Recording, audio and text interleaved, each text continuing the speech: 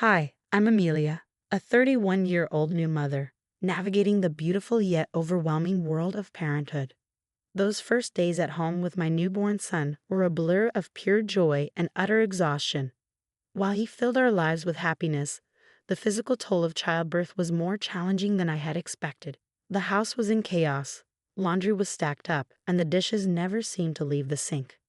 One afternoon, as I was desperately trying to calm my crying baby, the doorbell rang. It was Linda, my mother-in-law, dropping by unannounced. Her eyes quickly scanned the cluttered living room, and I could sense a mix of concern and disapproval settle on her face. "I thought I'd stop by to see how you're managing, dear," Linda said, stepping over a stray baby toy. "Tom mentioned you might need some help." "Thanks, Linda. Things are a bit hectic, but we're managing," I said, doing my best to hide the strain in my voice. Linda moved into the kitchen, where the clatter of dirty dishes seemed to echo my stress. "It looks like you need more than just a little help," she said, her tone sharp. "This place is a mess. Is this how you plan to raise my grandson?" Her words cut deep, and the weight of her judgment pressed heavily on my already fragile spirit. "I'm doing the best I can," I replied defensively, clutching my son a bit tighter. Linda let out a long sigh. "Amelia, being a mother is about getting your priorities straight. Right now, it seems like you haven't prioritized anything at all." I felt anger rising, ready to respond. When Tom walked in and sensed the tension, he immediately tried to defuse the situation. "Mom, Amelia is doing an amazing job. It's been really tough with the baby not sleeping well," he said, stepping in to defend me. But instead of backing down, Linda turned to him with a cold gaze. "You need to help her understand what's at stake, Tom. It's not just about cleaning up the house. It's about responsibility. She's not living up to the family standards." Tom looked between me and his mother, clearly torn. "Mom, please, let's not do this now. Amelia is recovering, and—" "That's exactly why she needs discipline now," Linda interrupted, her voice rising. "If she learns it now, she'll manage better in the future. You can't be soft on her, Tom." For a moment, he hesitated. Then, in a voice that sounded foreign even to him, Tom said, "Maybe you're right, Mom. Maybe Amelia needs to learn the hard way." "Exactly," Linda nodded, pushing him gently but firmly toward me. "Show her that this behavior won't be tolerated." I barely had time to register what was happening before Tom's hand struck my cheek. The sharp crack echoed through the room, a horrifying sound that marked the line that had just been crossed. I held our son close, his cries blending with the pounding of my heart. "Tom, what are you doing?" I choked out through the tears, the sting of the slap far less painful than the betrayal that accompanied it. "This is for your own good, Amelia. You need to learn," Tom said, his voice hollow, eyes refusing to meet mine. The room fell silent, save for the soft whimpers of our son. Tom glanced at me, his face betraying a mixture of frustration and regret, but the damage had already been done. Linda stood firm, her expression unreadable, yet her presence unwavering in its silent approval.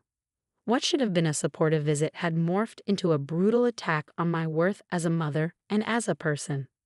As Linda prepared to leave, she whispered something to Tom at the door. I couldn't catch it, but his troubled expression told me it wasn't words of comfort. That night, as I rocked my son to sleep, the dread that had settled over me felt suffocating. What was supposed to be a supportive family structure felt more like a tribunal, with me as the defendant on trial. As I soothed both my son and my stinging cheek, clarity began to form. This couldn't go on. Something had to change. The chaos was overwhelming, and I knew I needed a plan, a way out, not just for my safety, but for the well-being of my little boy. The house that once felt like a home now felt like a trap, set by the very people who were supposed to love and protect us. The night after Tom slapped me, manipulated by his mother Linda, I couldn't bring myself to sleep next to him. With my baby in my arms, I retreated to the nursery, the only place that had been a refuge for us in recent weeks. As I rocked my son to sleep, the events of the day played on a loop in my mind, each pass sharpening the pain and betrayal. I knew I couldn't stay. The next morning, while Tom was at work and Linda was likely in her own world, I made the call. Jessica answered on the second ring. "Jess, it's me." "I need that help you offered," I said, my voice wavering between fear and determination. "Say no more, Amelia. I'll be there today with my truck. We can store your things at my place until you figure out what's next." Jessica replied, her voice steady and reassuring.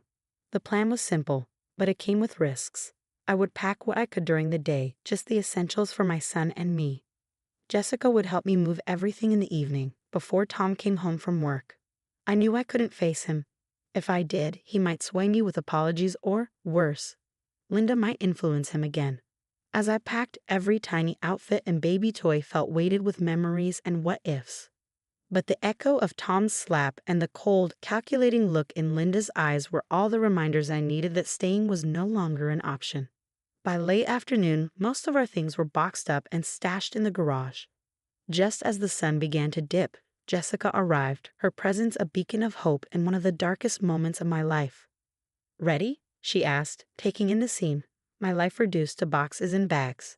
"As ready as I'll ever be," I replied, my heart heavy but resolute. Holding my son a little tighter. We worked quickly, loading the truck with the efficiency and speed of a well-practiced team. The nursery, my sanctuary, was the last room I cleared. I took a moment there, a silent goodbye to the life I had once dreamed of building with Tom. As we drove away, I watched the house shrink in the rearview mirror, a chapter closing with a heavy yet hopeful heart. My baby slept peacefully in his seat, unaware of the change, but finally safe. This was the first night of our new life, one where fear and manipulation no longer had any place.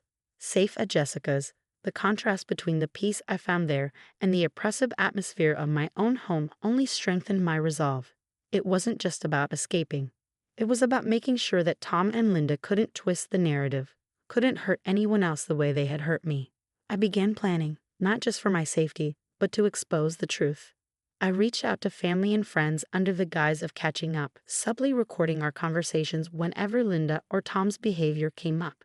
Some were hesitant to speak openly, but many hadn't realized the extent of Linda's manipulation or Tom's submission to her.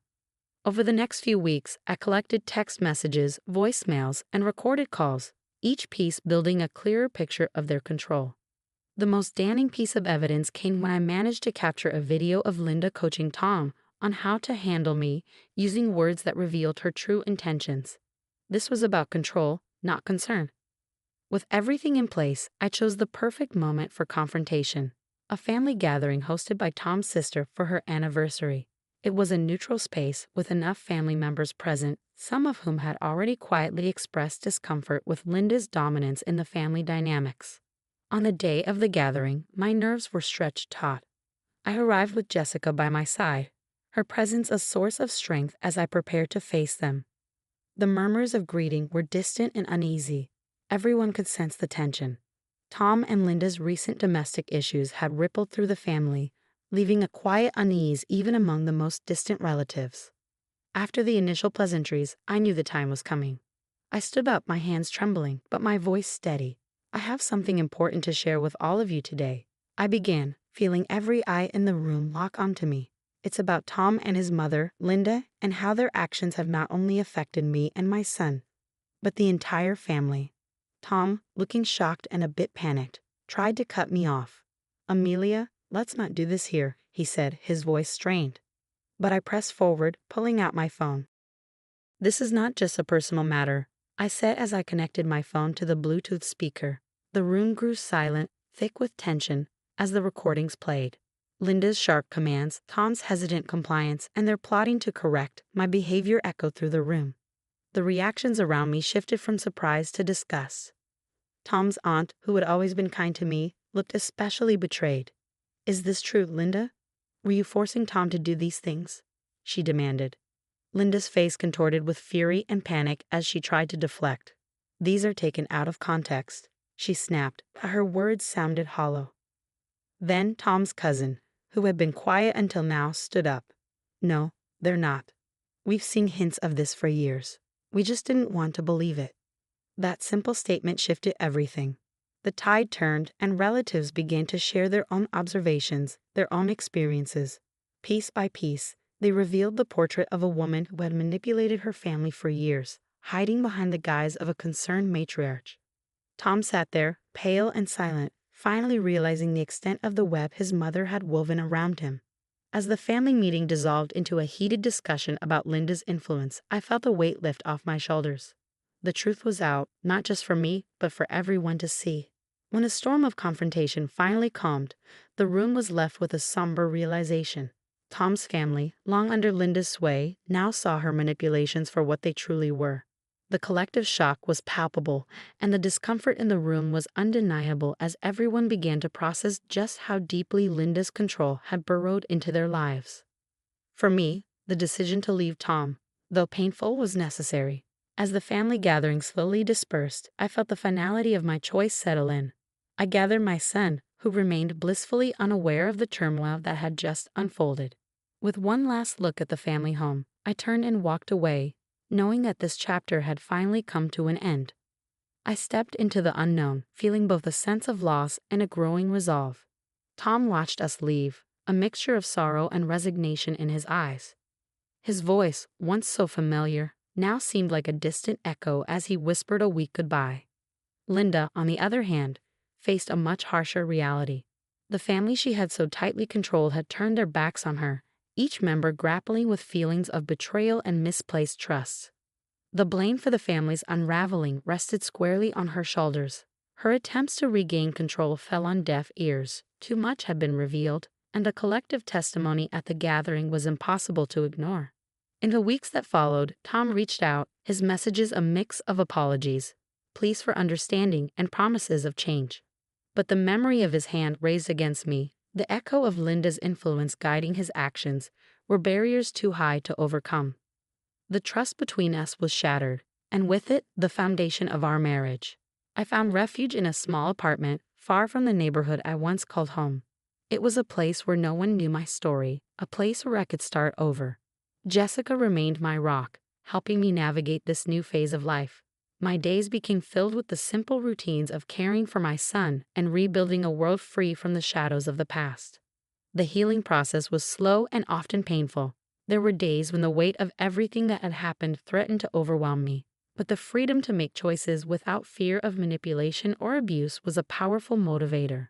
I started therapy, joined support groups for single mothers, and gradually, the pieces of my old self began to come back together, forming someone stronger, more resilient. My son's laughter became my anchor, and his milestones, first steps, first words, were beacons of hope, guiding me forward. As he grew, so did my confidence in our future. I was building a life on my terms, and slowly the pain of the past began to lose its grip. Months turned into a year, and one evening, as I put my son to bed in our cozy living room, filled with his drawings and toys, I reflected on the journey. The pain of the past was still there, but it was now a faint shadow, dwarfed by the light of new beginnings. The support of friends and the unconditional love of my son had woven a safety net strong enough to catch me on the days I faltered. Sitting down with a cup of tea, I felt ready to share my story. I started a blog, a space where I could speak openly about my experiences, connect with others who might be fighting their own battles against manipulation and abuse. Each post was a step away from the victim I had been and a step closer to the advocate I was becoming. As my story of resilience and courage comes to a close, I want to leave you with a question. Do you believe it's possible to fully break free from manipulative family dynamics, or do the shadows of such relationships linger in our lives forever? Share your thoughts and experiences in the comments. I would